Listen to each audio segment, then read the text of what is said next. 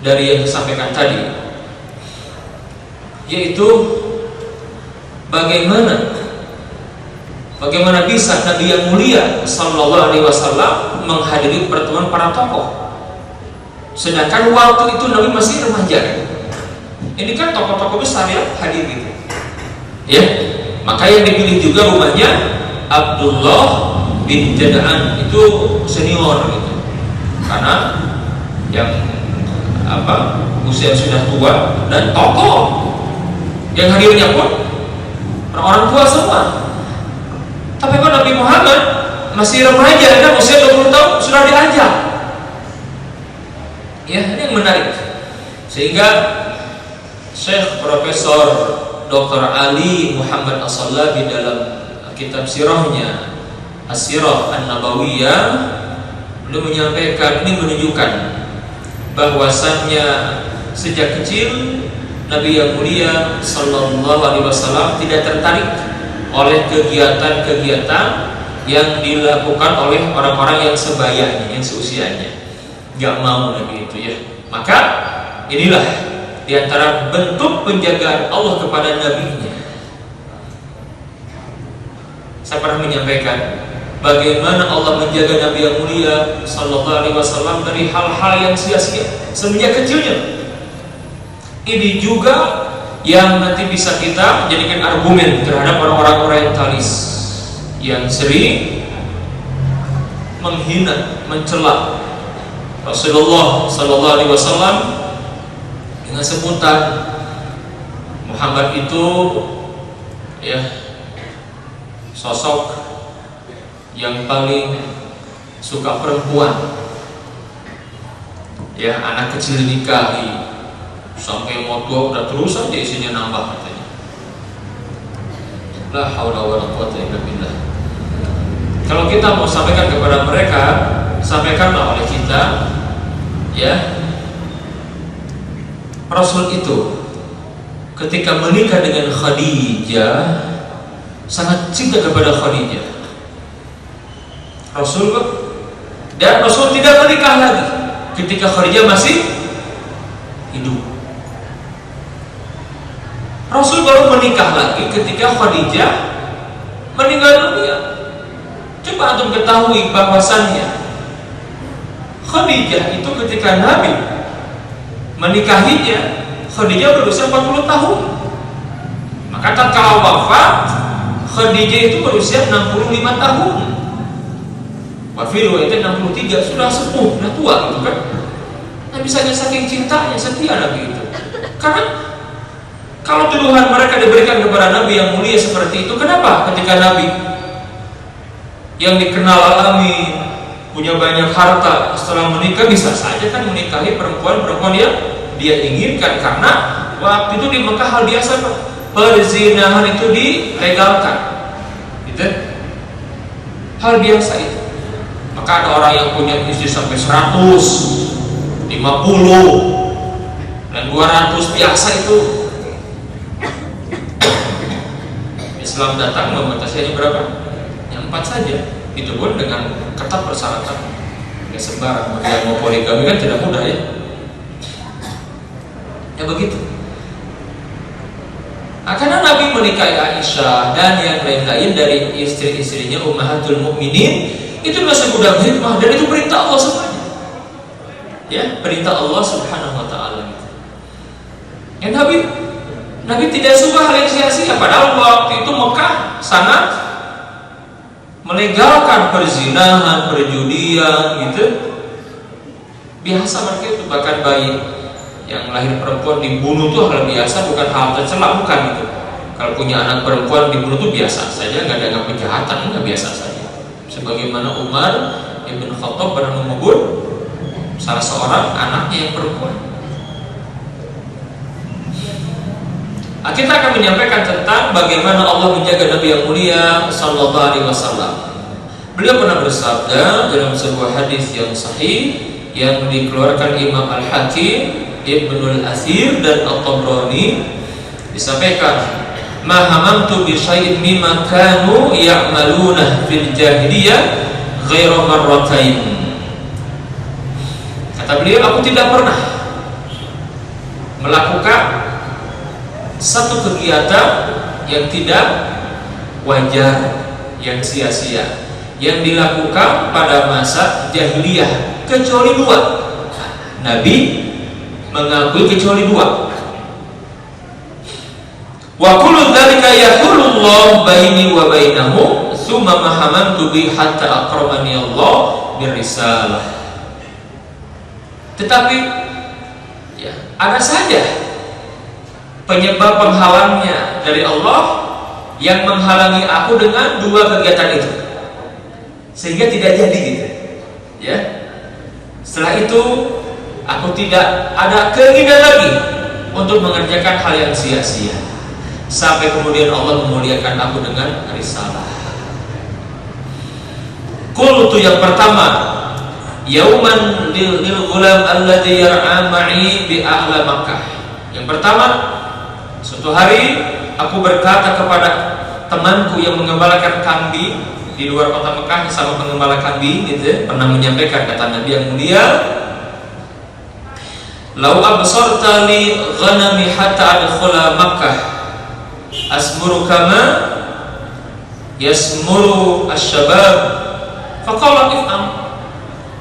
Kata Muhammad yang menyampaikan, seandainya engkau mau ya menggantikan aku sebentar saja mengembalakan kambingku ini, karena aku tertarik ingin menghadiri acara. Jadi di Mekah tuh ada acara kawinan gitu ya, acara kawinan yang hiburannya musik. Jadi berbicara tentang hiburan kawinan pakai musik jarok itu emang dari jahiliyah udah begitu. Jadi kalau acara kawinan tuh masuk ada apa ya, acara apa, dangdutan, jararoket, emang dari jahiliyah begitu gitu ya. Tiba lagi saya gitu ya, gitu tuh ya. Islam tidak begitu kan. Jadi kalau ayah suka ada kita biasa kan, nikahan itu kan, acara hiburan itu kan, joget itu, dangdut yang berpakaian yang seronok sekali itu, yang goyang-goyang juga gitu. Itu tiba emang udah begitu gitu. Itu jahiliyah begitu dulu gitu. Nah, Nabi ingin tahu saja, penasaran, ingin tahu nih kayak gimana gitu kan, ingin tahu. Ya. Nah, kemudian kata sahabat ini, if'al, ya udah, sok, nggak masalah, kau pergi, aku yang menjaga kambing-kambingmu. Fa kharajtu hatta idza kuntu inda awwali darin bi Makkah sami'tu gharfan fa qultu ma hadza fa qala urs fa jalastu asma'u fa daraballahu ala udhunai fa nimtu fala aiqadhani illa harra syamsi fa udtu ila sahibi.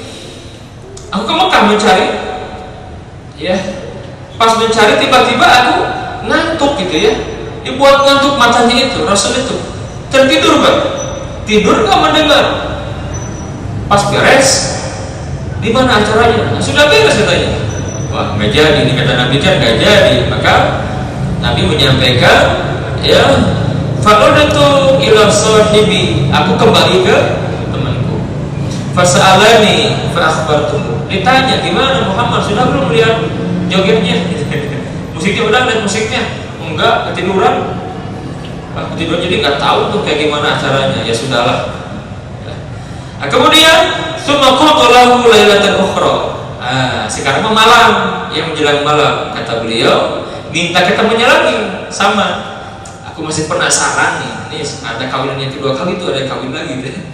Aku masih penasaran, ingin sekali tahu kayak gimana sih hiburannya itu. Ya, maka dia minta kepada temannya akan menjaga kambing-kambingnya. Kata temannya, ya udah, kau pergi, aku yang menjaga. Pada khaltu maka fa asabani mithla awwal lailatin. Sama, aku dibuat tidur lagi.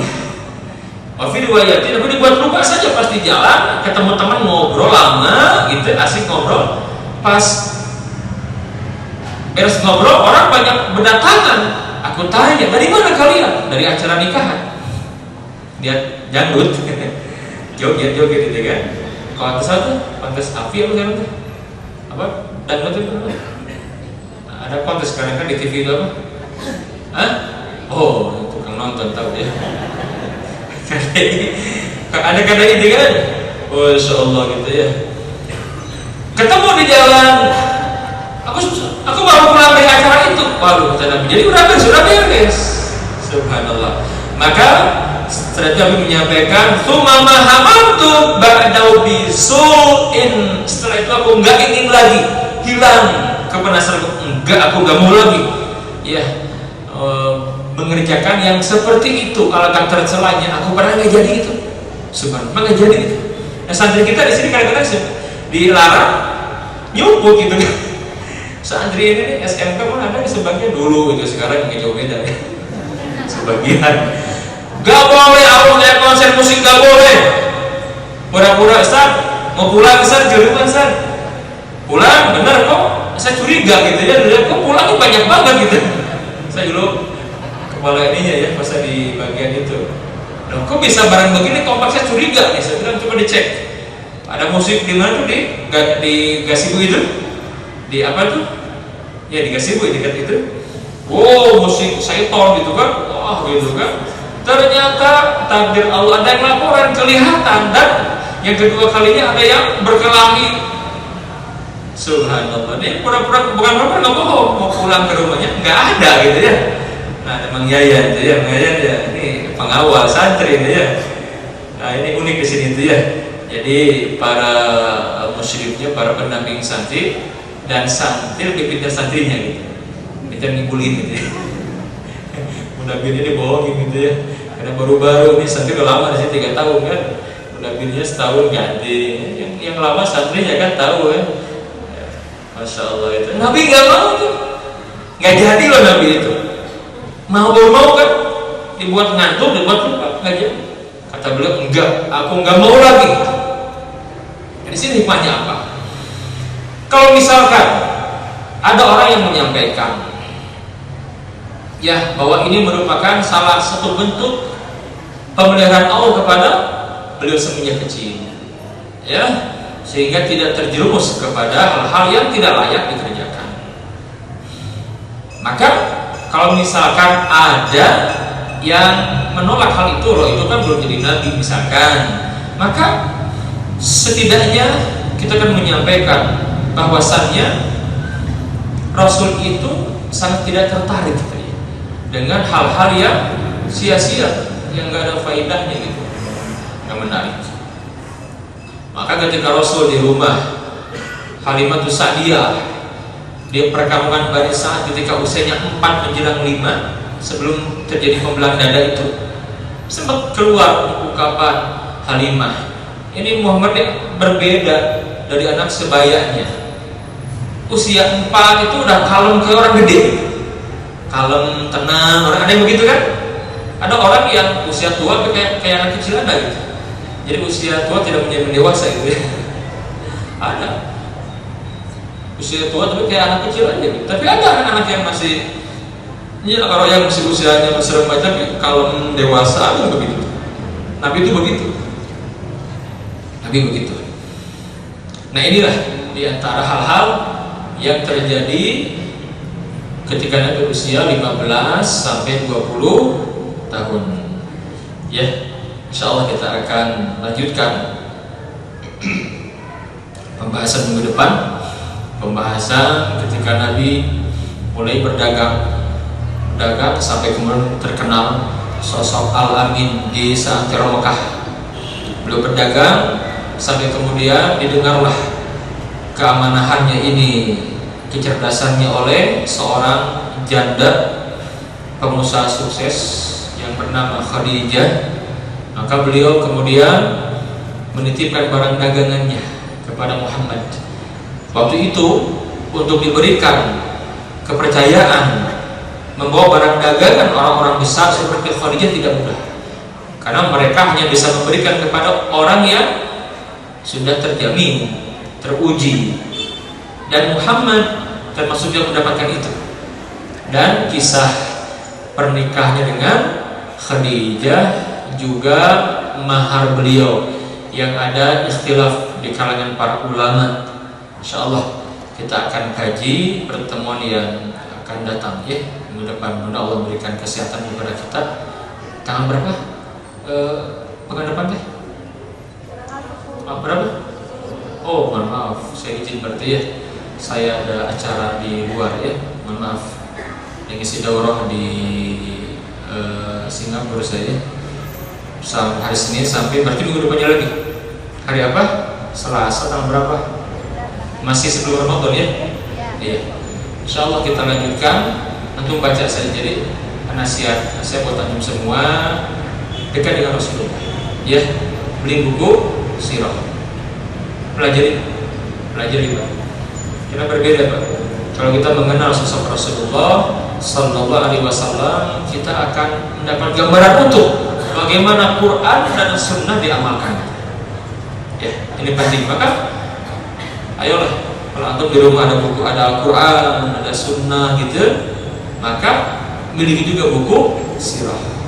Enggak cuma disimpan, dibaca. Sekali tamat, buka lagi, tamat, buka lagi, terus begitu. Kita akan dekat dengan Rasulullah Sallallahu Alaihi Wasallam. Alhamdulillah. Mudah-mudahan Allah Subhanahu Wa Taala memberikan kepada kita kecintaan yang mendalam kepada Rasulullah Sallallahu Alaihi Wasallam dan kesungguhan untuk mengikutinya. Subhanakallahumma wa bihamdika asyhadu an la ilaha illa anta astaghfiruka wa atubu ilaik. Wa akhiru da'wana alhamdulillahi rabbil alamin. Assalamualaikum